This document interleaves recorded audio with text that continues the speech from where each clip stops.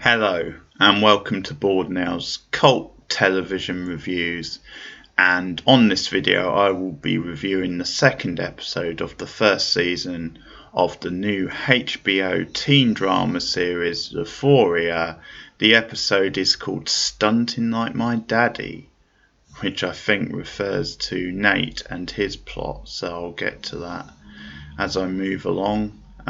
Sorry first of all if this review has gone up a bit later than you might expect. I originally recorded it last night and started uploading it, and unfortunately, lo and behold, when I got up this morning and checked it, I discovered it hadn't uploaded properly to YouTube. A video had gone up, but it was a blank video, so this is my do-over, if you like, to quote Liz Lemon from 30 Rock. And fingers crossed you're hearing this now, so everything has gone to plan. So yeah, this is the second episode. I'll do full spoilers, because no doubt if you're watching this, you watched the first episode. So yes, really this episode focuses on the fallout from the party in the pilot, and it's sort of based really on the first day back at school for the characters. So, you know, it's the end of summer, they're back in school, and it's based on the fallout from the party really, and consequences of them having to go back to school and face up to certain things. So one thing they do with Rule in this episode, that's the Sedano character, is it flashes back a lot to her past, to how she first became an addict. And so there's something quite neat about this idea that, you know, they're returning back to school and they're facing up to these issues. So then to have, you know, flashes of her past and her addiction and stuff, you know, it sort of makes a lot of sense. It's building her backstory, sort of building her character and making sense of why she is the way she is in the present. You don't actually get that much of Rule and of Jules in this. I sort of thought after the way they, you know, left the party together and, you know, found this sort of bond in the last episode, you would get more of them. You know, you get a little bit, and there's a nice little visual moment near the start of this episode where they're, you know, they're sort of enraptured, if you like, in one another. They're caught up in their own world, and the intimacy, and what it does is it sort of contrasts that with kind of Rule and her drug taking, her addiction sort of thing. So it's kind of saying, comparing, you know, how you get wrapped up in a new relationship, how, you know, when you experience these feelings for the first time at their age, yeah, it's like being in a completely different world and everything's fresh and exciting. And so, yeah, it's making the links to that and Rule's drug taking, and it's obviously it's pulling no punches about that, but it's also, yeah, it's showing that can be quite exciting and scary also. And so I think it's comparing it to Virgin in sort of Love, where that at the start can be very exciting and it can take over your world in the same way as drug addiction, drug taking can. And so making that comparison, I think that, you know, although it may seem great and the best thing ever at first, you know, you have to be wary, and things, you know, suddenly can turn out really bad if you're not careful. And so it kind of works for both examples really, but yeah, there's a lot of great visual moments again in this episode that really give it a different edge, a different sort of feel. It does take it away from, you know, potentially being quite a soapy or melodramatic type show. You know, it is those visual touches that add a little bit of depth and a little bit of power to it, let's say. But yeah, there's a scene where Rule, and I'm not quite sure the context of this scene, but she's called up on this stage in like one of the assembly halls in school, and it's just like this group thing. Again, I'm not quite sure what it's meant to be exactly, but she's asked to, talk about her summer and reflect on the summer and pick out a particular moment. And at the same time, it's flashing back and forth to her past and her first being taken in for drug addiction. So I think it's sort of connecting that sort of, this being isolated, being picked on or picked out by a teacher. I mean, whether it's malicious or not, but certainly having that spotlight placed on you and called up in front of the class.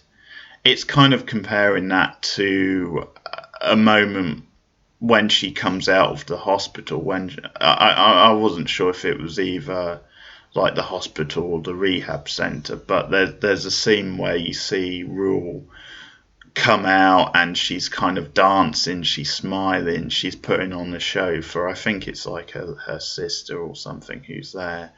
And it's this big thing with the character where she does put on a front, she does put on like a display and kind of giving the impression to the world that there's nothing wrong with her and that she's fine. And so it thematically links to this scene in the school, because it's kind of the similar thing where in that example she's being asked to put on a performance, she's being asked to, she's being isolated and picked on, if you like, or picked out.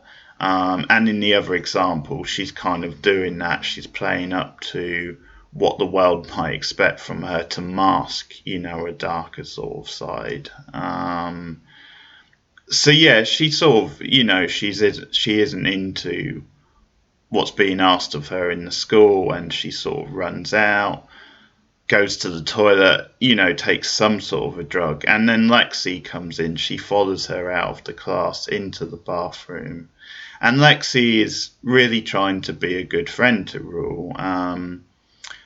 She's there to support her, and Rule sort of throws that back in her face. She's like, has it ever occurred to you I don't need you being there for me? And Lexi then just calls Rule out on her bullshit. She kind of says, well, you say this now, but then in a few days you'll be round my house, asking me for a urine sample again.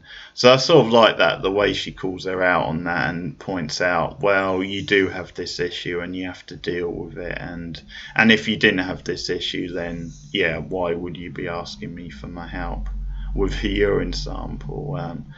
So Rule again storms out and is sort of aggressive towards Lexi, but I think it's important to have characters like Lexi who seem generally good-natured and sort of grounded in this way, because obviously the show presents us with a very cynical, very murky and dark side to teen life and society, and obviously Rule is a complex character and an interesting character, but she's also tough to like at times and is frustrating, which is the intention. But so I think it's important to have characters like Lexi, because you can engage with them a bit more, and you do believe in them truly, sort of thing. So yeah, fingers crossed we see a bit more of Lexi.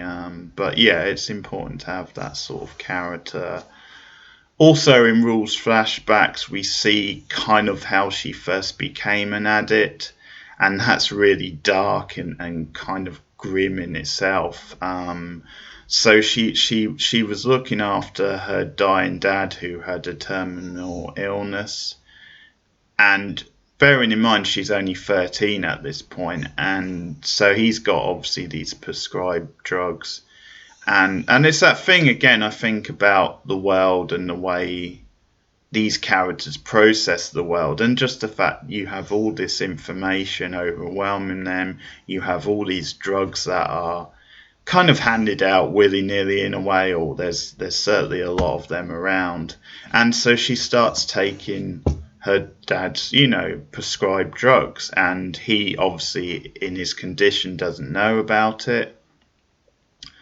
So I think it's just making this really bleak point. Then at 13, she's already in this state. She's already taking drugs. And the scary thing about that, it's a double-edged sword. On the one hand, at least there's lots of time for her to get over it, and it could be a phase. But on the other, if you're already taking drugs at 13, and that habit becomes normalized, then it can become a slippery slope. And if someone doesn't guide you away from that, then at that age, you're not necessarily going to know any better. So it can, as I said, become that sort of path where you're then set on it, and it's very hard to get away from it. So we see, I think this flashbacks in TV shows are, often not needed for me, and often don't add much. And I think a lot of times, if you can't tell the story in the present, then it is a bit weak just to keep jumping to flashbacks. But in this case, I think the flashbacks were needed. It provided important background stuff. So that's all good stuff. And Sedana's performance is really outstanding again. And the other big scene with Rule, well, she has a little bit with Jules, as I said, and since they are spending a lot of time together, but Jules is kind of playing it cool, and there's a scene where Rule is asking her, any plans, would you like to come over for Sunday for dinner? And she sort of gives away then she's been talking to her talking about Jules to her mother, and so that becomes a thing when Jules cheekily says, oh, you've been talking about me with your mother, have you, sort of thing. And there's a flirtation there. And then as Jules rides off, you get the thought bubble. I mean, not the thought bubble, but the sound of her thoughts, of Rule's thoughts, saying, yeah, idiot, sort of thing. So again, it's giving that sort of that intensity and how nervous as a teen you can be, how to act in situations like this. So all that's good stuff. But the other big scene with Rule in the episode is near the end. So she goes over to her friend, the drug dealer, who again, like Lexi, is one of the characters who truly has her back and looks out for her. And it's quite late at night, and she's obviously looking for drugs. But her friend says, you shouldn't be here now. There's some people coming over, and they're dangerous. They're not messing about, sort of thing. And Rule refuses to go. So in the end, he sort of says, okay, you can stay, but just sit there. Don't say anything. Don't interact with them. Nothing. These guys are not messing about. And as the scene escalates, they come in, and the lead guy is just a complete jerk. He's just a slime bag, and he immediately is trying to push Rule's buttons, and just because he's never seen her before and she's there and he sees an opportunity, just being a major dick. He's a really nasty piece of work. And throughout this scene, it's slowly ranking up, and I can't remember the friend's name, the drug dealer, but he sort of has a gun on him just in case anything gets out of hand. But yeah, this guy is constantly putting pressure on Rule. He has like one of the spoons, and he's kind of like threatening her because he's got a knife in the other hand, and he's threatening her, basically, yeah, he could stab her if Rule doesn't take the drug. And he's kind of, posing it as, just take this one drug, sort of thing. So yeah, it's a powerful and intense scene, and Rules is kind of thinking, well, yeah, I could die here, or he could stab me if I don't take this drug. And she's kind of praying, and something happens that gets her out of it. But eventually she has to give in and take the drug. And she does, but then he kind of turns the tables on her and expects her to pay for it, sort of thing. And so the friend is then saying, "Oh, come on, man, I'll pay for it. It's good, it's good." And the other guy, that, you know, the gang leader, or whatever you want to call him, is kind of saying, is at first is resisting this. He's again being a dick, just saying, yeah, but she's the one who took it, she should pay for it and stuff. But eventually he sort of gives in and he lets the other guy pay for it. But what ends up happening is, obviously, Rule ends up passed out, and her friend calls. I mean, she must call Jules, because in the next scene we see her and Jules in the car, and so that's a nice little moment, because you get the impression Jules is there for her and supportive. So yeah, definitely a strong bond sort of building there.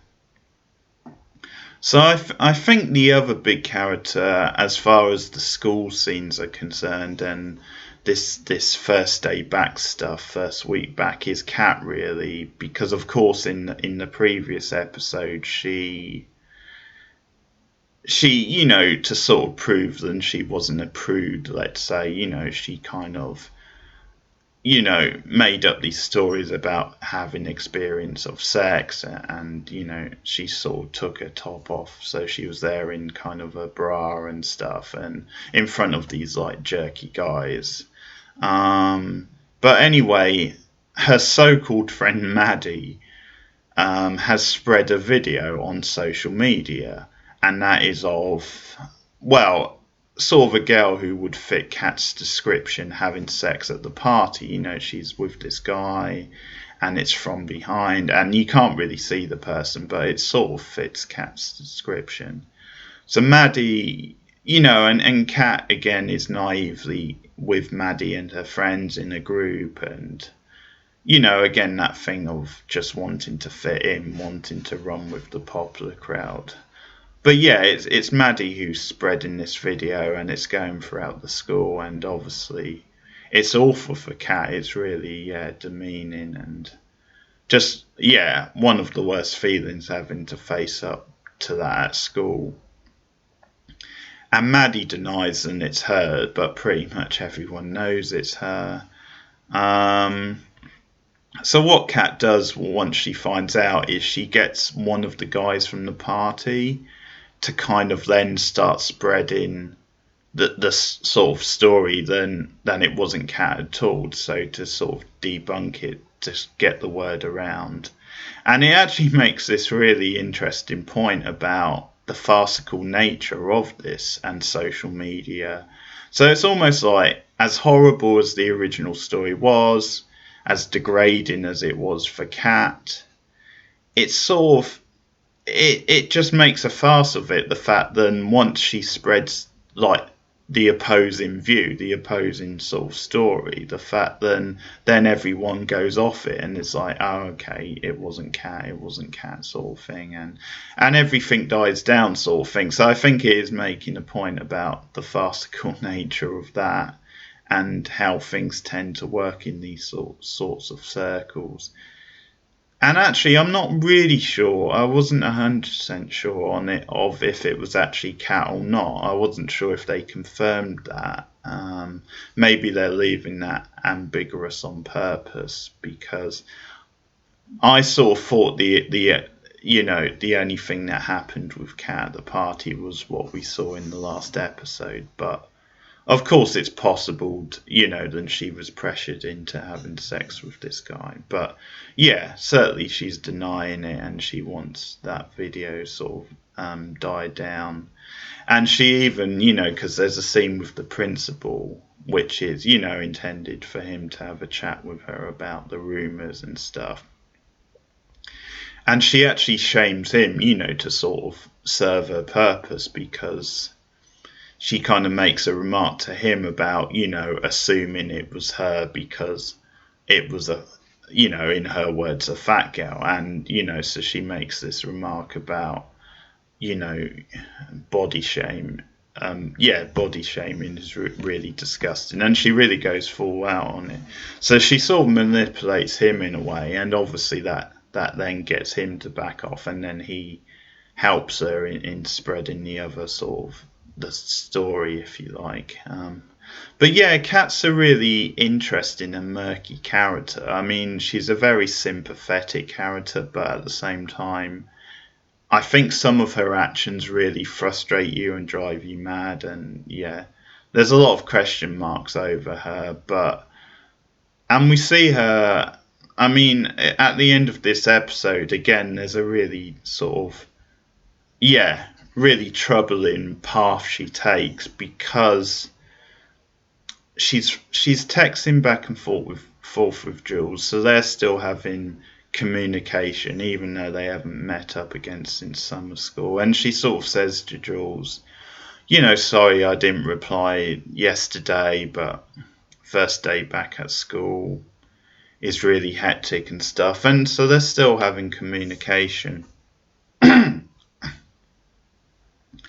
But then at the end of the episode, she suddenly finds out that the video, which may or not be her, but has really blown up online. So the video is suddenly getting all these reviews, all these views outside of just, obviously being passed around the school. And that it's even appeared on one of these like cam girl type sites.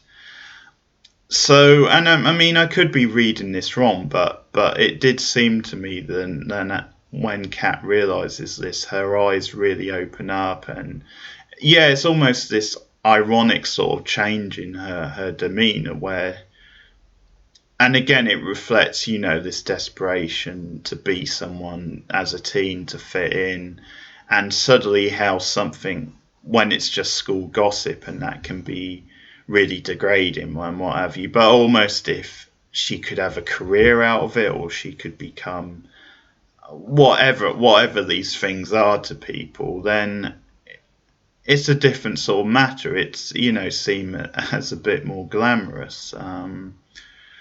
So yeah, it did take a surprising little turn with that, and it'll be interesting to see where it goes in the next couple of episodes. But so Kat and Jules are still having some communication, and there's almost this flirtation theme between them where it's hinted at that they're going to show pictures of one another. And the other big plot in the episode is to do with Nate. So we learnt last week then his father is a bit of an abuser. He abuses him, and we also saw him in a scene with Jules, so we know then, he's a sicko basically, because this middle-aged man, and just the nature of the whole thing with Jules was really, really hard to watch. So it does explain some of the hyper-masculine aggression of Nate. But in this episode, he's trying to win Maddie back, and it sort of, again, adds to his character, his profile, to this sense of masculinity and this ego, the route he takes. So he bursts into Taylor's place. Now, Taylor is the guy who Maddie hooked up with at the party last week. And so he bursts into place. He's really aggressive. He's in his face. And he sort of accuses him of rape, which is interesting, because he says to him, how old do you think Maddie is? Or how old is Maddie? And Taylor says 18 straight out without thinking about it. And Nate actually said, well, try 17 actually.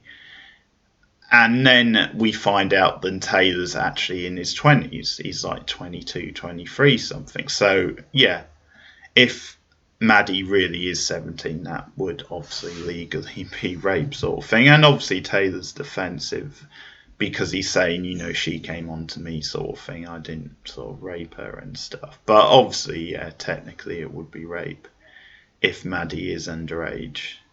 But yeah, obviously Nate takes it really far. He starts beating Taylor up. It's the way the scene's shot is really uncomfortable and grueling. And yeah, he really, really lays into him and is aggressive. And he basically won't stop until Taylor admits that he raped Maddie, whether he did or not. But that's the thing. So it's almost like part of this sick, perverted plan of Nate's to, kind of be the bigger man, be the tougher man, sort of really satisfy himself in really beating up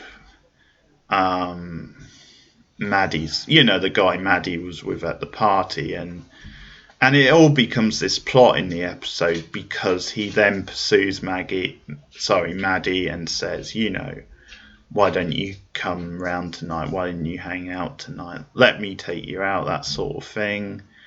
And it's a bit murky at times because Maddie is playing it cool. She's sort of flirting back, but also she's saying things like, well, maybe call me.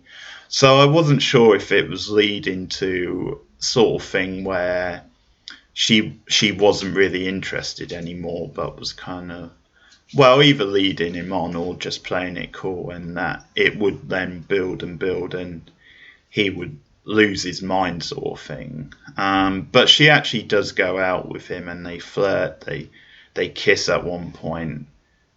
And again, we see more of this stuff with Nate, just this obsession he has with her and with, controlling her and being the better man also, comparing himself to Taylor, because at one point he starts saying, how was he, and talking about, his sort of penis and what have you, and Maddie sort of flirts back.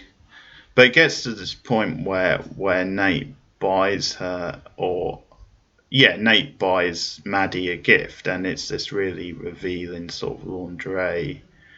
And I think that's a turning point where Maddie actually then is quite sort of grossed out, sort of thing. And I think you actually hear her say gross in the scene once she opens it.